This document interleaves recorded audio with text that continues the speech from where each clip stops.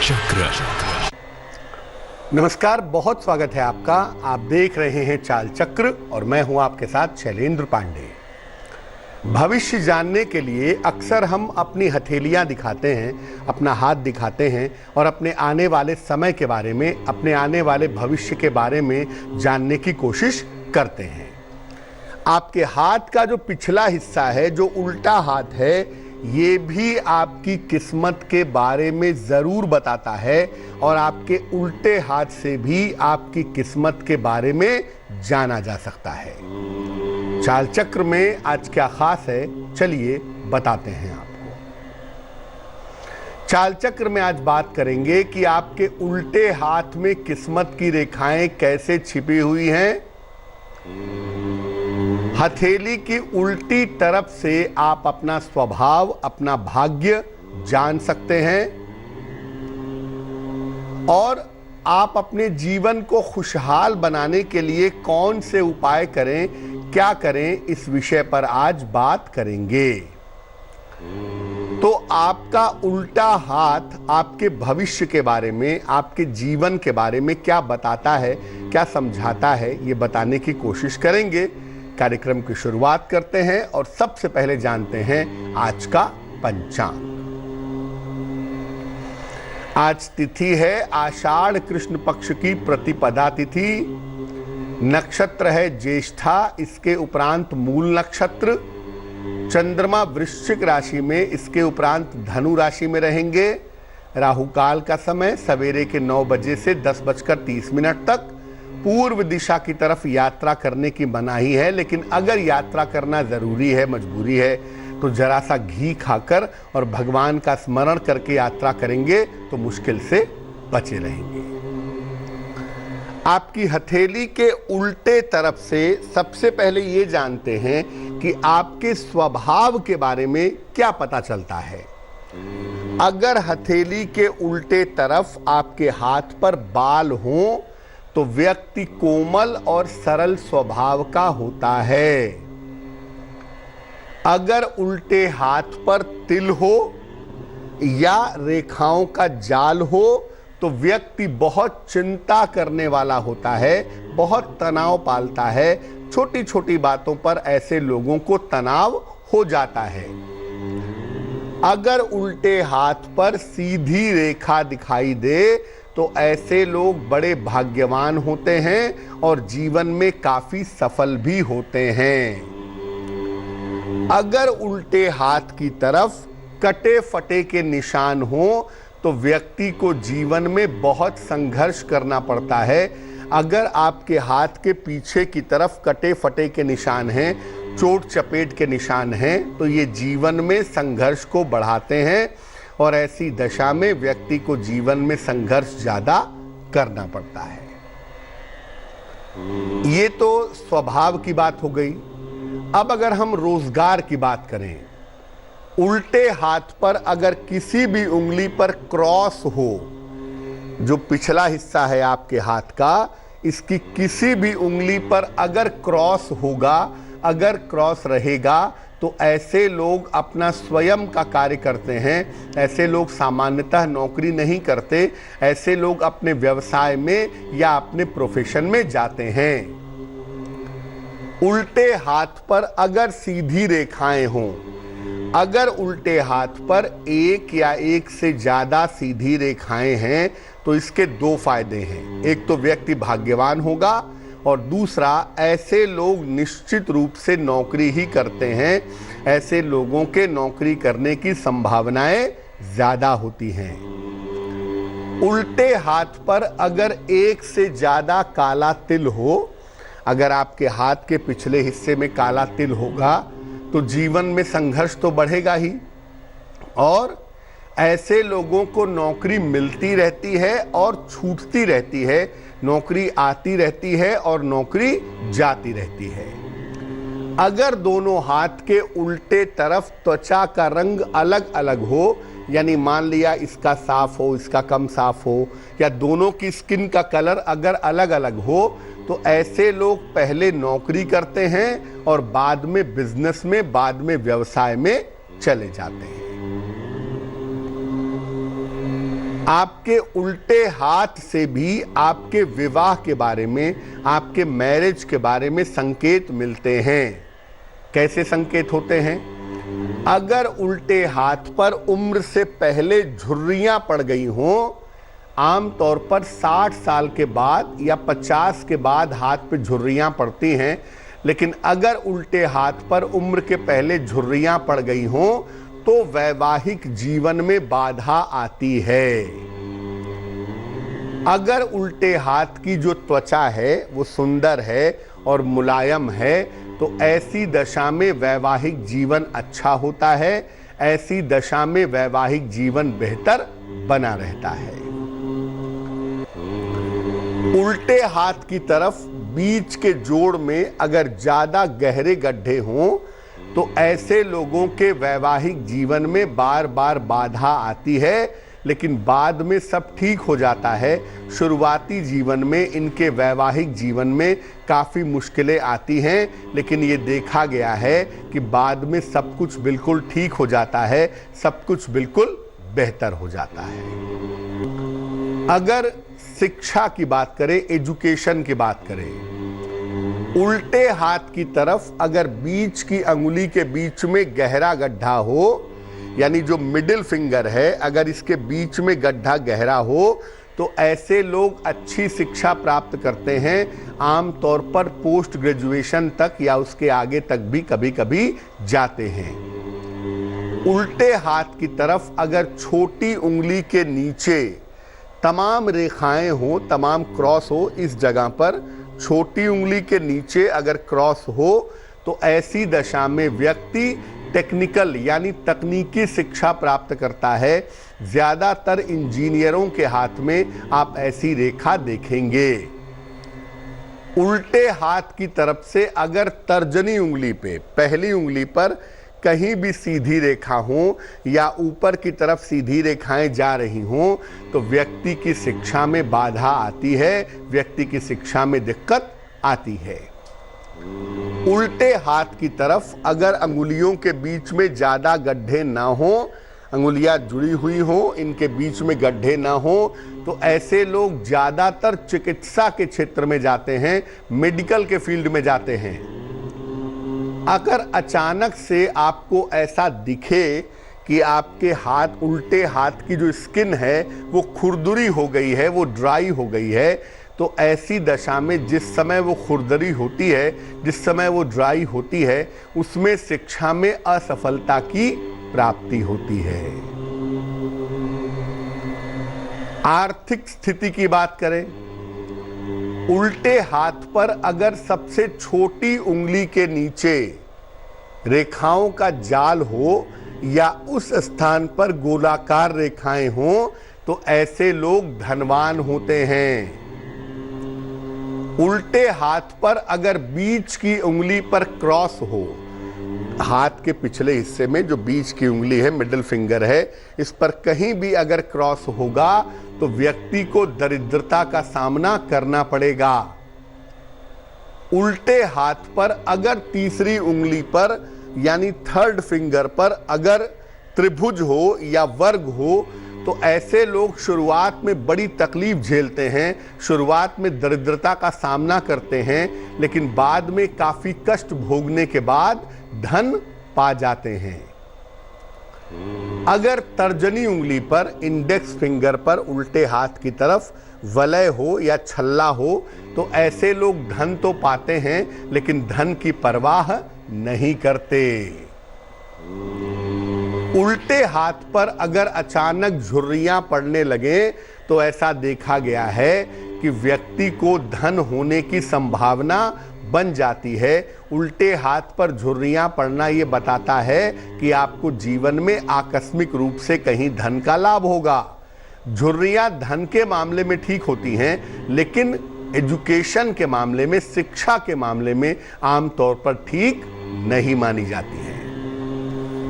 आपके स्वास्थ्य को समझ लें, उल्टे हाथ पर ऊपर की तरफ अगर कालापन हो, यानी जो अंगुलियों का निचला हिस्सा है अगर वहां कालापन है तो व्यक्ति का स्वास्थ्य अच्छा नहीं रहता, ऐसे लोगों का हेल्थ कमजोर रहता है।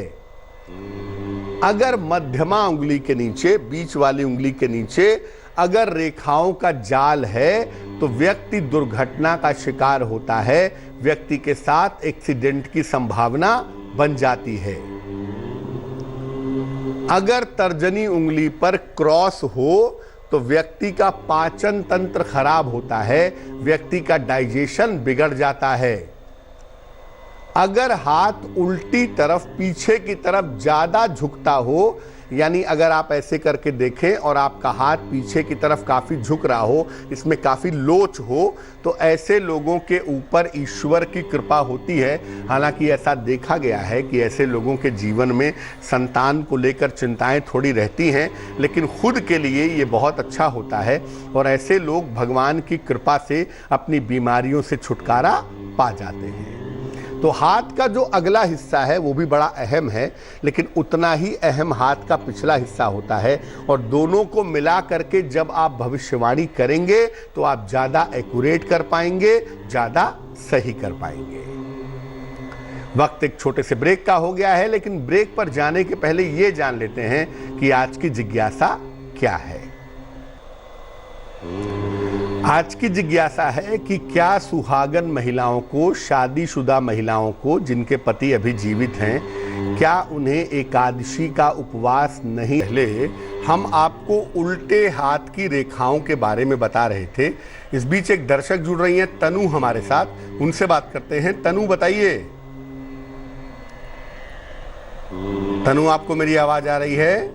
हाँ जी पंडित जी। पंडित जी नमस्ते। जी नमस्कार जी, मैं तनु बात कर रही हूँ दिल्ली से पंडित जी। जी।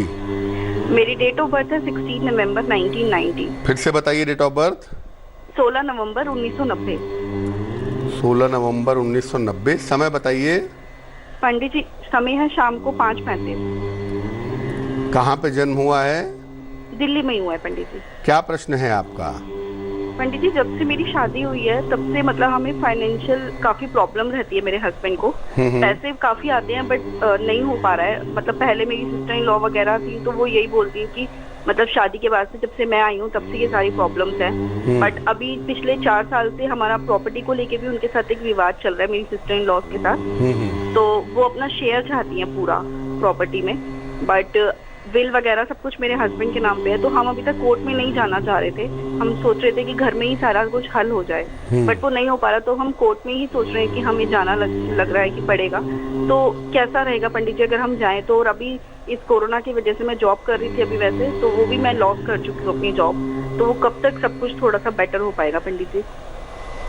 तनु, सबसे पहले आपको बता दूं कि आपको बहुत चिंता करने की जरूरत नहीं है और आपकी कुंडली में ऐसा कोई योग नहीं है जो ये कहता हो कि भाई आपकी वजह से विवाह के बाद से आपके पतिदेव को कोई दिक्कत हुई हो।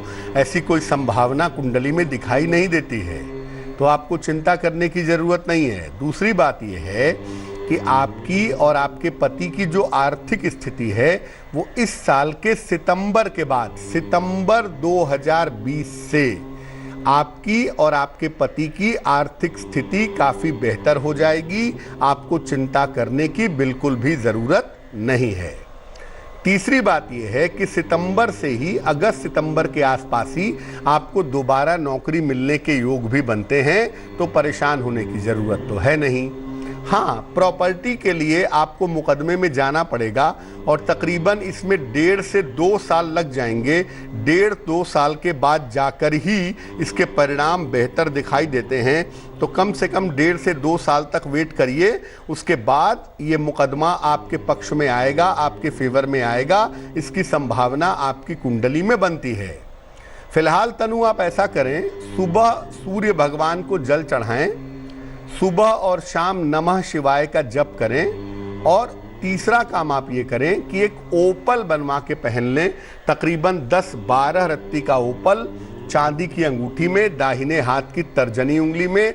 शुक्रवार की शाम को चर्चा कर रहे थे उल्टे हाथ की रेखाओं के बारे में। अब हम बात करेंगे आपके राशियों की, आपके सवाल का जवाब भी देंगे, लेकिन उसके पहले स्वस्थ रहने के सरल उपाय निरोगी भव में। अगर आपके दांत में दर्द हो रहा है तो जिस दांत में दर्द हो रहा है वहां पर हींग रखें। थोड़ा सा हींग का टुकड़ा जहाँ पे दर्द हो रहा है वहाँ पे रखें। आप देखेंगे कि बहुत जल्दी दांतों का दर्द आपका कम होता हुआ दिखाई देगा। चलिए राशियों के सिलसिले की शुरुआत करते हैं और सबसे पहले जानते हैं मेष राशि का हाल। मेष राशि, वैवाहिक संबंधों में बाधा आ सकती है। धन हानि से बचाव करें। कोई शुभ सूचना आपको प्राप्त होगी। शुभ रंग सुनहरा और भाग्य होगा 65%। वृष राशि, धन की प्राप्ति के योग बन रहे हैं। संतान से आपको सुख मिलेगा। लिखा पढ़ी में सावधानी बनाए रखें। शुभ रंग क्रीम और भाग्य होगा 70%। मिथुन राशि, पारिवारिक समस्याएं हल होंगी। स्थान परिवर्तन के योग बन रहे हैं। मान सम्मान की प्राप्ति होगी। शुभ रंग सफेद और भाग्य होगा 70%। कर्क राशि, व्यर्थ की चिंता न करें। वाणी और क्रोध पर नियंत्रण रखें। करियर में आपके बदलाव हो सकता है। शुभ रंग हरा और भाग्य होगा 70%। सिंह राशि, व्यर्थ की चिंता न करें। वाद विवाद से बचाव करें। स्वास्थ्य में सुधार होता जाएगा। शुभ रंग लाल और भाग्य होगा 65%। कन्या राशि, मान सम्मान की प्राप्ति होगी। संतान की उन्नति होगी। स्वास्थ्य का ध्यान रखें। शुभ रंग नारंगी और भाग्य होगा 65%। तुला राशि, मानसिक चिंताएं दूर होंगी। कोई शुभ सूचना प्राप्त होगी। चोट चपेट से बचाव करें। शुभ रंग लाल और भाग्य होगा 75%। वृश्चिक राशि, धर्म स्थान की यात्रा के योग हैं। उपहार सम्मान का आपको लाभ मिलेगा। चिंताएं कम होंगी। शुभ रंग क्रीम और भाग्य होगा 80%। धनु राशि, स्वास्थ्य का ध्यान रखें। करियर में लापरवाही ना करें। कोई शुभ सूचना आपको प्राप्त होगी। शुभ रंग सिल्वर और भाग्य होगा 65%। मकर राशि, रिश्तों की समस्या से बचें। निर्णयों में जल्दबाजी ना करें। किसी मित्र के सहयोग से आपको लाभ होगा। शुभ रंग स्लेटी और भाग्य होगा 65%। कुंभ राशि, पारिवारिक मामले हल होंगे। मान सम्मान की प्राप्ति होगी। आर्थिक उन्नति होगी। शुभ रंग भूरा और भाग्य होगा 75%। मीन राशि, शिक्षा प्रतियोगिता में सफलता मिलेगी। धन लाभ के योग बन रहे हैं। वाणी पर नियंत्रण रखें। शुभ रंग चमकदार नीला और भाग्य होगा 80%। एक दर्शक जुड़ रहे हैं, मुन्ना जी हैं हमारे साथ पटना से, उनसे बात करते हैं। मुन्ना जी बताइए। जी नमस्कार, बताइए। जी, अपनी बेटी के बारे में पूछना था। उसका स्वास्थ्य ठीक नहीं रहता है और चल फिट नहीं सकती है बढ़िया से, उसी के बारे में जानकारी करनी थी। जन्म तारीख बताइए बिटिया की। ये 14 मार्च नहीं सॉरी 9 मार्च 2014। समय बताइए। रात के 10:45। कहाँ पे जन्म हुआ है? ये पटना में। क्या नाम है बेटी का? यशवी। यशवी। यशवी। देखिए, आपकी बिटिया की जो कुंडली हमारे पास बनती है ये वृश्चिक लग्न की कुंडली है और जो राशि आपकी बेटी की बनती है वो मिथुन बनती है। चंद्रमा एक तो अष्टम भाव में चला गया है, ऊपर से शनि राहु और मंगल का कॉम्बिनेशन भी कुंडली में मौजूद है। तो इस हिसाब से स्थितियां बहुत अच्छी नहीं हैं। एक तो स्वास्थ्य गड़बड़ है, थोड़ी बहुत दिक्कत बोलने में दिखाई देती है और थोड़ी बहुत दिक्कत चलने में भी इस कुंडली में बनी हुई है। ज्योतिष के हिसाब से आपकी बिटिया को अभी तकरीबन 2 साल लगेंगे पूरी तरह से ठीक होने में काफ़ी हद तक ठीक हो जाएंगी। 2021-22 के बाद यानी 2023 की जब शुरुआत होगी तो वहाँ से आपकी बिटिया का स्वास्थ्य बेहतर होना शुरू हो जाएगा।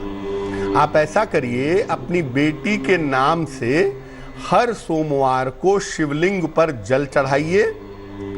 दूसरा, बिटिया के लिए सुबह शाम ओम नमः शिवाय इस मंत्र का जप कीजिए और अपनी बेटी को एक मोती बनवा के पहना दीजिए। 8-10 रत्ती की मोती चांदी के लॉकेट में लाल धागे में सोमवार की रात को गले में मोती पहनाइए, उससे आपकी बेटी को लाभ होगा। तो ये उपाय आप करना शुरू करें और फिर जैसा होता है हमें बताएं। उम्मीद करते हैं कि अगले 1.5-2 साल में आपकी बिटिया की स्थिति बेहतर हो जाएगी। एक दर्शक जुड़ रही हैं हमारे साथ, कोलकाता से सोमा हैं, उनसे बात करते हैं। बताइए। नमस्कार जी। जी नमस्कार, बताइए। हम अपने बेटे के बारे में जानना चाहते थे। उसका पढ़ाई लिखाई में जरा सा भी मन नहीं बैठता है, बहुत चंचल है। जन्म तारीख बताइए। जन्म तारीख है 2011 10 दिसंबर रात को 11:27 पर। 10 दिसंबर 2011 रात को कितने बजे? रात को 11:27 पर। और कहाँ पे जन्म हुआ है? कोलकाता में ही हुआ है। अब पूछिए सवाल क्या है। पढ़ाई लिखाई में उसका एकदम ही मन नहीं बैठता, बहुत चंचल है और बहुत जिद करता है, बहुत गुस्सा भी रहता है। आगे क्या करेगा, पढ़ाई लिखाई ठीक से करेगा कि नहीं, किस पे जाएगा? आपके बेटे की कुंडली बनती है सिंह लग्न की और आपके बेटे की राशि बनती है वृषभ राशि। चंद्रमा केतु के साथ विद्यमान है और सूर्य राहु के साथ विद्यमान है। दोनों सूर्य चंद्रमा का जो एक कॉम्बिनेशन है इस कुंडली में वो निगेटिव है और इस कॉम्बिनेशन की वजह से जीवन में संघर्ष बहुत है। पढ़ाई में मन नहीं लग रहा, करियर के प्रति उदासीन हैं, लापरवाह हैं, ये संभावनाएं कुंडली में ज़रूर बनती हैं और वो संभावना कुंडली में दिखाई भी दे रही है। ऐसा करिए, एक तो अपने बेटे के लिए आप रोज सुबह 108 बार ओम आदित्याय नमः, ओम आदित्याय नमः सूर्य का मंत्र है, इस मंत्र का रोज सवेरे 108 बार जप करिए और अपने बेटे को एक माणिक्य बनवा के पहना दीजिए, जिसको बंगला में चुन्नी कहते हैं। एक 5-6 रत्ती का माणिक्य तांबे के लॉकेट में लाल धागे में गले में धारण करवाइए। उससे निश्चित रूप से आपके बेटे के अंदर सुधार होगा। बेटा आपका आगे पढ़ेगा, ऐसा लगता है कि पढ़ाई करेगा, कॉमर्स की पढ़ाई में या कंप्यूटर्स की पढ़ाई में जाएगा, करियर बनाएगा, नौकरी करेगा, इस तरह की संभावना दिखती है। लेकिन अभी जब तक ये 10 वर्ष का नहीं हो जाता तब तक थोड़ी मुश्किलें तो दिखाई दे रही हैं। तो 1 साल थोड़ा वेट करिए और जो उपाय हमने बताया है वो उपाय करिए। प्रभु ने चाहा तो उस उपाय से ही स्थितियां ठीक हो जाएंगी। चलिए अब बात कर लेते हैं उनकी जिनका है आज जन्मदिन। जिन लोगों का जन्मदिन है उन्हें हम सबकी तरफ से जन्मदिन की हार्दिक शुभकामनाएं। आने वाले साल में अपने स्वास्थ्य का ध्यान रखना होगा आपको। करियर से संबंधित जो भी निर्णय आप लेना चाहते हैं उसमें सावधानी रखिएगा। धन की स्थिति कुल मिलाकर आपकी ठीक रहेगी। क्या करना चाहिए? पूरे साल भर भगवान सूर्य की अगर आप उपासना करें तो आपके लिए बहुत अच्छा रहेगा। चलिए अब जान लेते हैं आज की जिज्ञासा और उसका समाधान। आज की जिज्ञासा है कि क्या सुहागन महिलाओं को एकादशी का उपवास नहीं रखना चाहिए? बहुत सारे लोग ऐसा मानते हैं कि जो महिलाएं शादीशुदा हैं, जिनके पति जीवित हैं, उन्हें एकादशी का व्रत नहीं रखना चाहिए। जो विधवा महिलाएं हैं या जिनके पति का देहांत हो चुका है, ऐसी महिलाओं को ही एकादशी का उपवास रखना चाहिए, ऐसा लोग मानते हैं। सच क्या है? देखिए, एकादशी का जो उपवास है ये मन और आत्मा दोनों पर असर डालता है। एकमात्र ऐसा उपवास है जो आपके मन को भी शुद्ध करेगा और आपकी आत्मा को भी शुद्ध करेगा। ये उपवास ग्रहों को नियंत्रित करने की ताकत भी देता है। एकादशी का उपवास रखने से ग्रहों का प्रभाव भी कम हो जाता है। कोई भी व्यक्ति, चाहे वो महिला हो या पुरुष हो, शादी हुई हो, पति हो ना हो, कोई भी महिला, कोई भी पुरुष इस व्रत को रख सकता है और मेरी सलाह है कि हर महिला पुरुष को अपने कल्याण के लिए, अपने शरीर के लिए, अपने मन के लिए इस व्रत को जरूर रखना चाहिए। चलिए अब जान लेते हैं शुभ पहर का महत्वपूर्ण समय क्या है। आज का शुभ पहर है शाम को 6 बजे से 7:30 तक। इस समय में हनुमान चालीसा का पाठ करें। शनि संबंधी समस्या से आपको छुटकारा मिलेगा, लेकिन करेंगे शुभ पहर में ही। वो समय होगा शाम को 6 बजे से 7:30 के बीच में। लेटेस्ट खबरों के लिए यूं ही देखते रहिए तेज, और इस वीडियो के पसंद आने पर लाइक, शेयर एंड सब्सक्राइब करना ना भूलें।